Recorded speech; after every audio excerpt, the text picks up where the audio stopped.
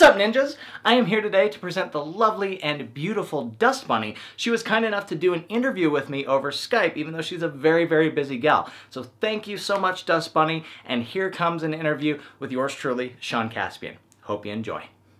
Welcome, ninjas. Thanks for checking in with us here. I've got the lovely Dust Bunny here, fantastic cosplayer extraordinaire. And she's going to talk to us a little bit about what she does as a cosplayer. So, welcome. Hello. Hello, everybody. Thank you for having me. This is going to be fun, I can tell. Heck yeah. Coolio. So, we'll just start out with an easy one. What got you started in cosplay? I started cosplaying over 10 years ago, and it was really a way to indulge my fantasies and to exercise, I wanted their characters I really loved, and I wanted to become them, so cosplaying was the best way for me to feed my obsessions, I guess. What was your first cosplay? I guess officially, my first cosplay was Kagome from Inuyasha, and that was a really long time ago. But yeah, like but it was funny because that was the first. It was like really the only female cosplay I did for a really long time, because then I did a bunch of cross-playing and I did a lot of male costumes and stuff after that, but oh, cool. Yeah. Do you do a lot of that still right now?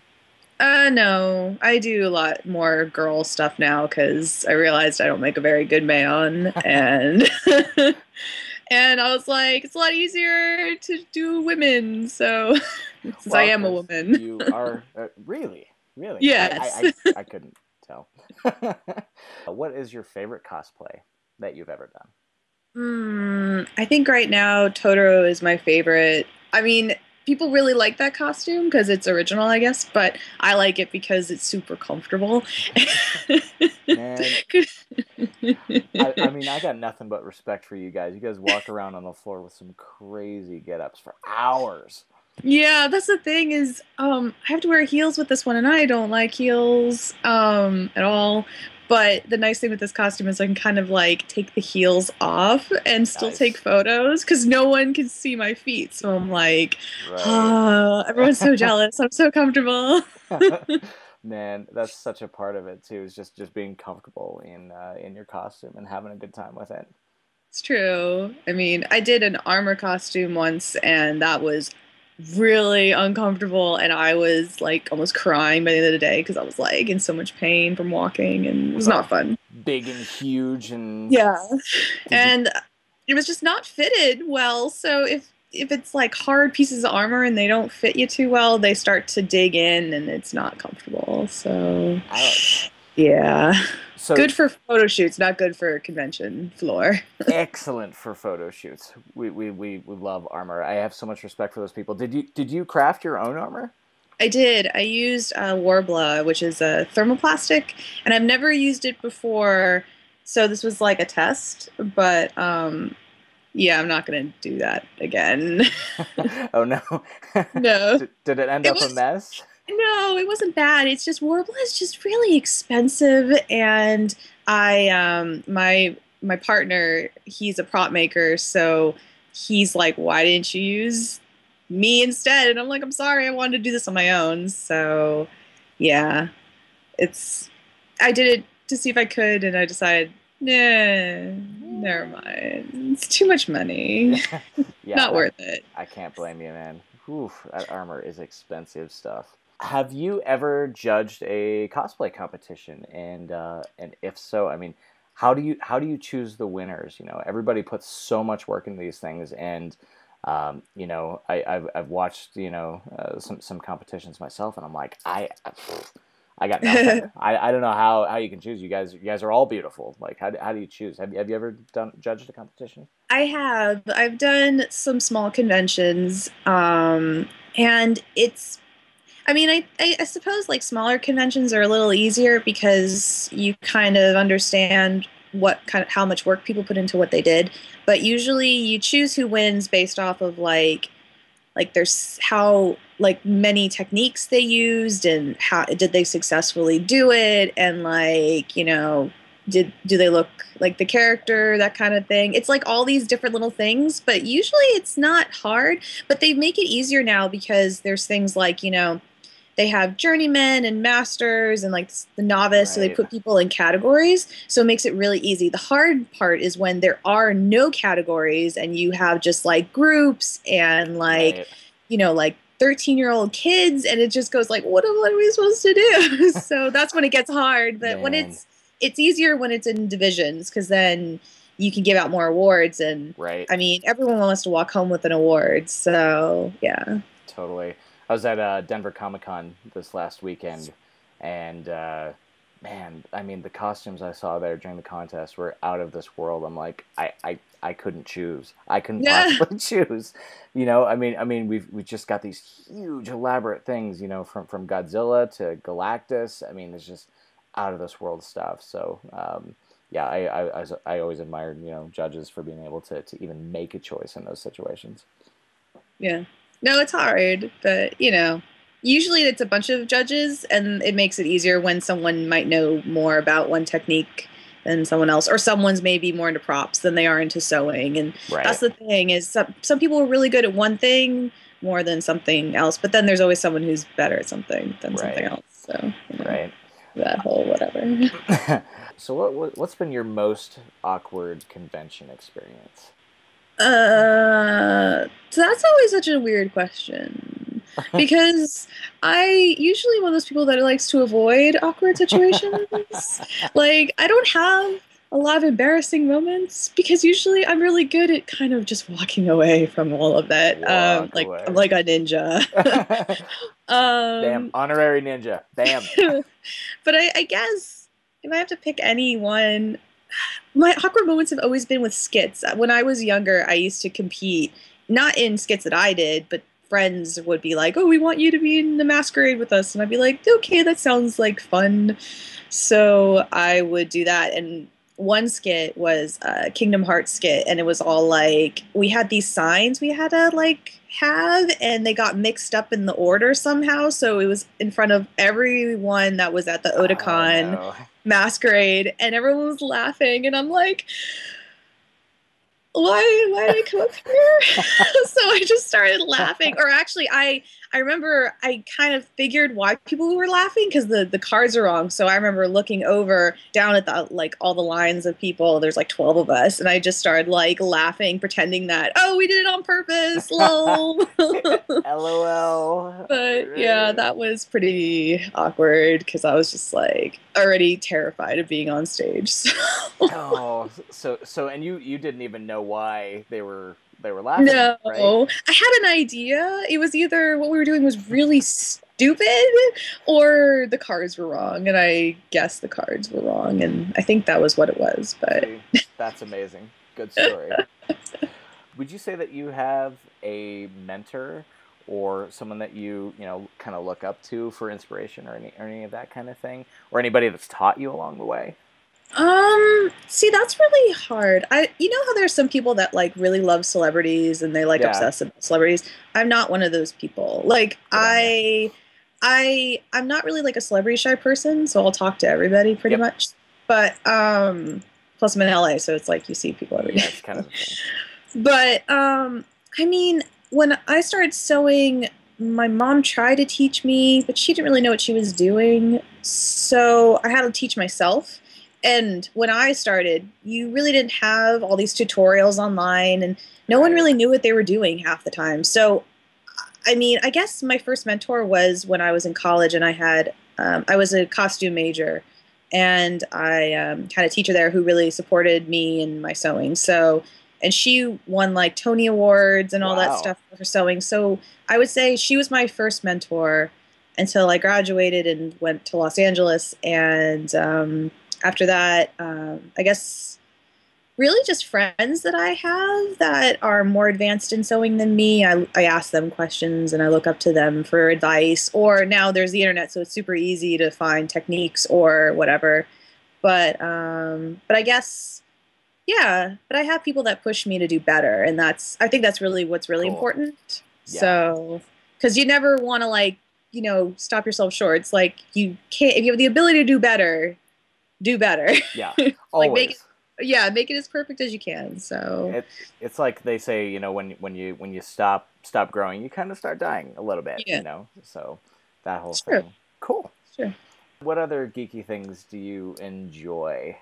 I like video games. I never really thought those were a geeky thing. I guess they are, sort of. Hey, I mean, come on, video games for life. So Yeah. So I mean, like, I love video games. I last video game I played was Borderlands 2. I finished that one, that's a very good one. and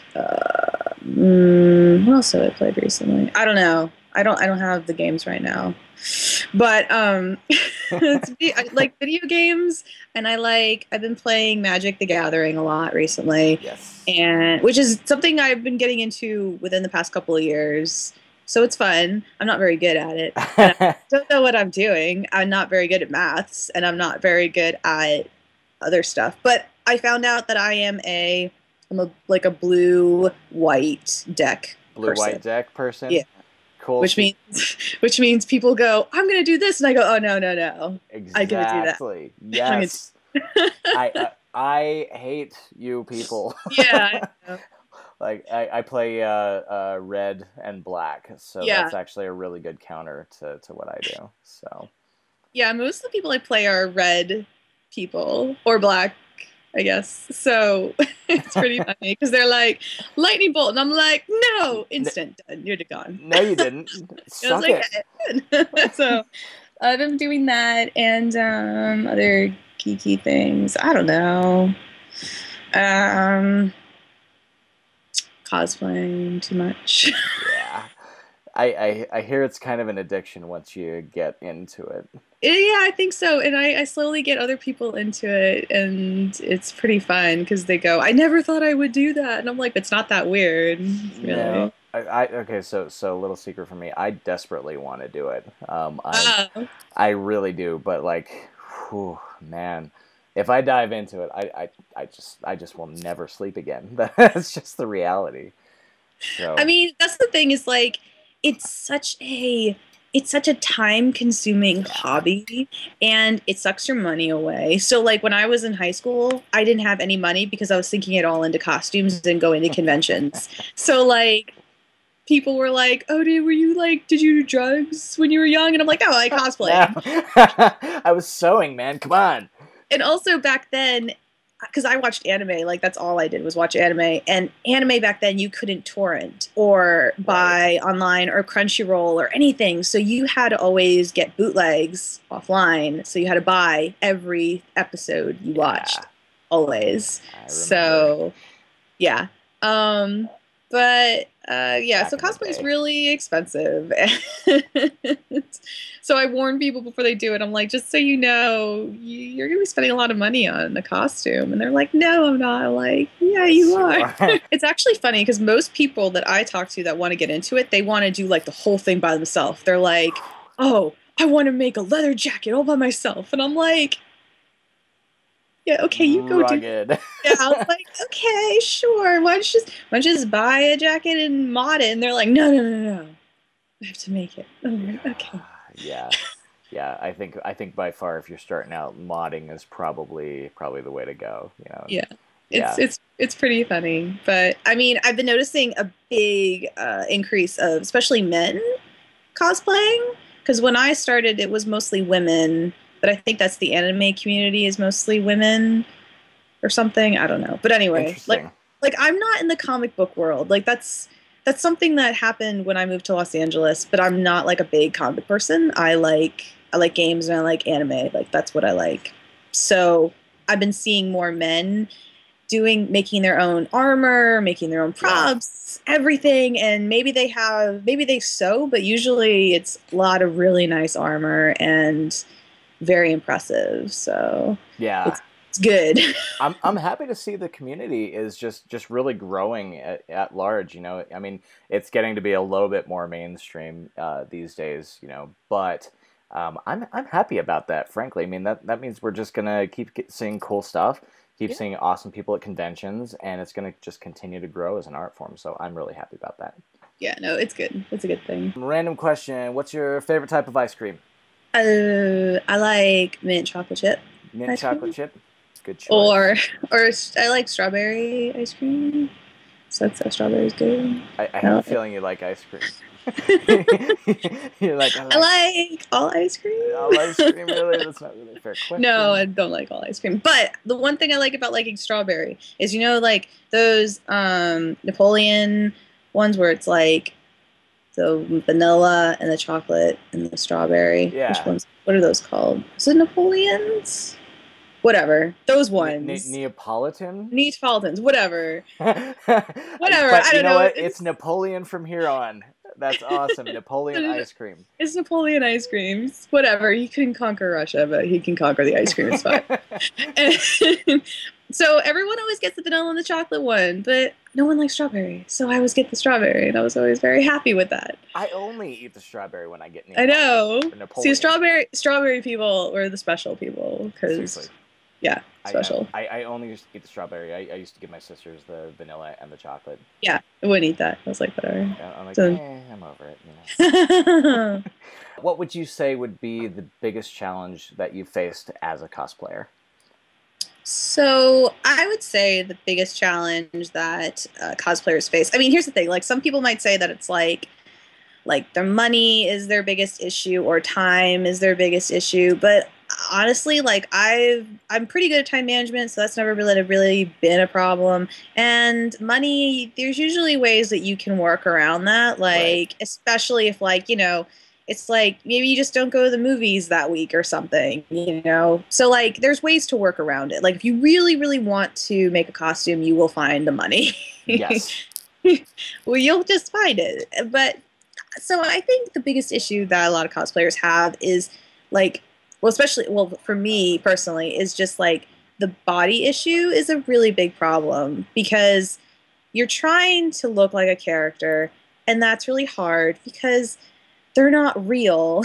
They don't exist. Lies. Yeah, that's why cosplayers exist because we need to create something that is not real, that was rendered by an artist, and make it into reality because that's what beauty is to us. So it's very difficult because, okay, so example is I cosplayed Mad Moxie last year, and the biggest thing I got was, it was online, but people who were not cosplayers, and they were saying, your boobs are not big enough for Mad Moxie. And I'm like,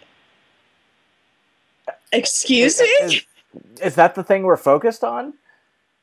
Wow. It was just very odd because I was just like, do you not understand that I actually made this fabric by hand. Like I painted all the stripes, and it's like all these other things. It's like so much accuracy had to go into this one costume. And I look at it and I go, okay, I guess my boobs could have been bigger, but I'm like, how was I really supposed to fix that? Should I go down to Beverly Hills and go, hey, let's put some silicone in for just for the weekend, and then I'll just take it out. Just take it out.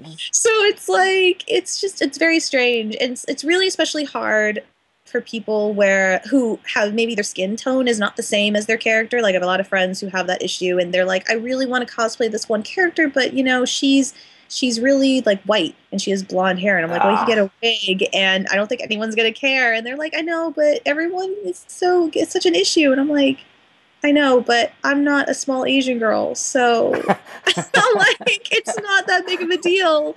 But for some people it really is, especially because now we're being, confronted with models that are being hired to personify the characters for booths. So when people see that and then they see us and then they go, it's not really the same thing, and you're like, well, I'm not getting paid to do it, so I take you guys any day. You guys, yeah. So it's rock.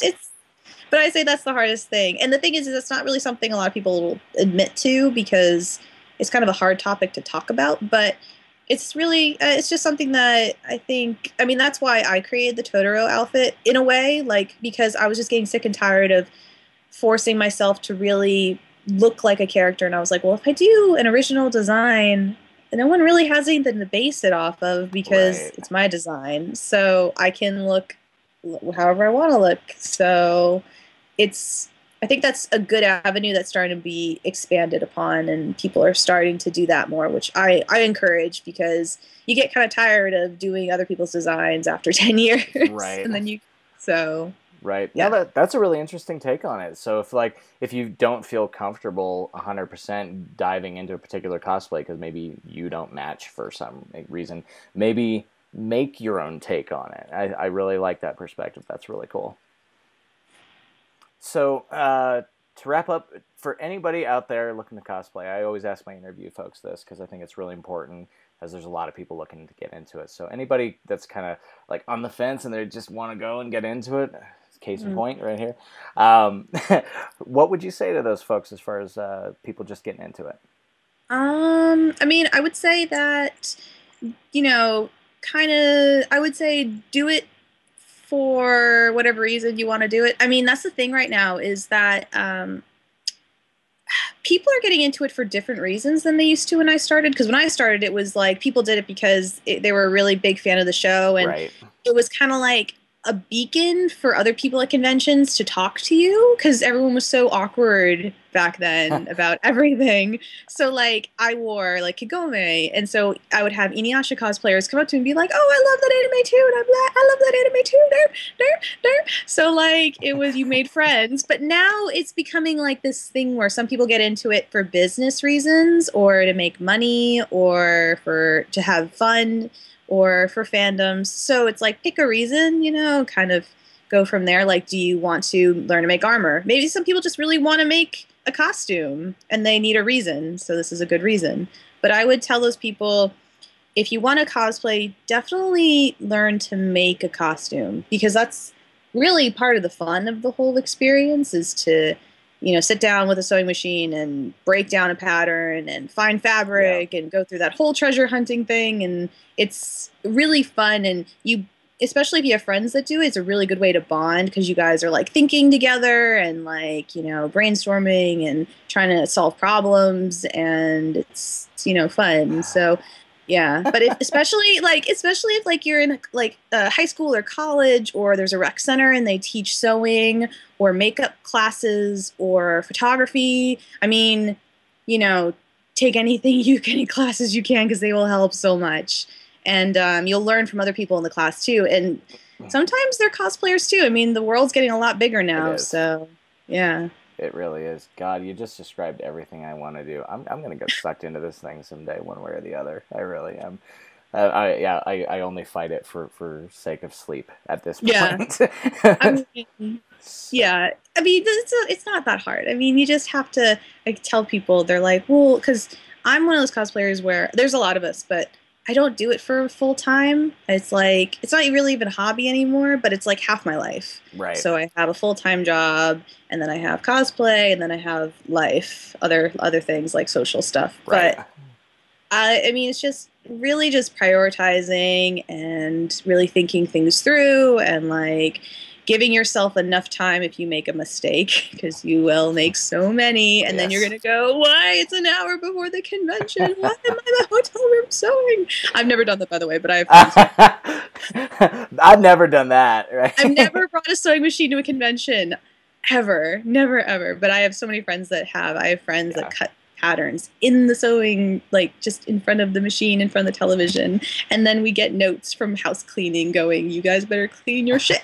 And there you have it, ninjas, the amazing Dust Bunny. Thank you so much for joining us here tonight. We really appreciate your time. You're lovely and awesome, and please check out all of her pages. Links to all that stuff will be down below in the description as per normal. So thank you so much. Really appreciate having you. It was very fun. Really appreciate it. Arigato. Arigatou gozaimasu.